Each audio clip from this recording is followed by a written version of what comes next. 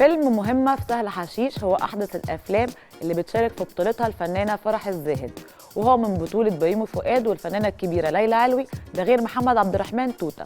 هنعرف من فرح تحضيراتها وتفاصيل شخصيتها اللي بتقدمها في الفيلم. نرمين.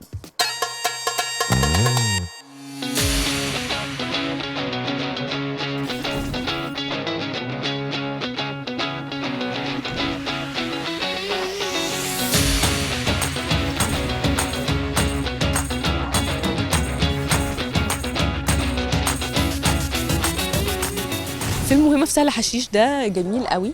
بس احنا لسه ما خلصناش تصوير فيه، سافرنا ورجعنا وهنسافر تاني وفي لوكيشنز كتير قوي. بس الفيلم ده انا متحمسه له جدا جدا جدا بجد، لان انا تعبت فيه قوي قوي قوي، وحاولت على قد ما اقدر ان انا اقدم حاجه الناس تحبها. عماله اشتغل عليه جامد قوي قوي، فيا رب يعني يعجب الناس. فرح الزاهد كشفت لنا عن تفاصيل شخصيتها في فيلم مهمة في سهل حشيش. دور بنت اسمها نرمين، يعني هي متجوزة بس عارفة بتمثل ستات كتير قوي اللي هم اللي بيغيروا جامد قوي قوي. دول هتشوفي العلاقة الجواز بتاعتها هتمشي ازاي وهي بالشخصية الستريسفل دي طول الوقت. حاولت برضو اجيبها لعندي شوية واقدمها بشكل انا احبه ويكون لذيذ ولايت كده للناس. كمان بتشارك فرح في فيلم مستر اكس مع النجم احمد فهمي.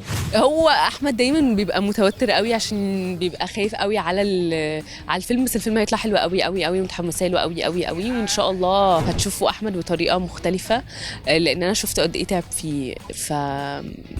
فبجد متحمسه له جدا. اشترك في باقات واتشت الشهرية بتبدأ من 14 جنيه و99 قرش، وباقات سنوية تبدأ من 150 جنيه.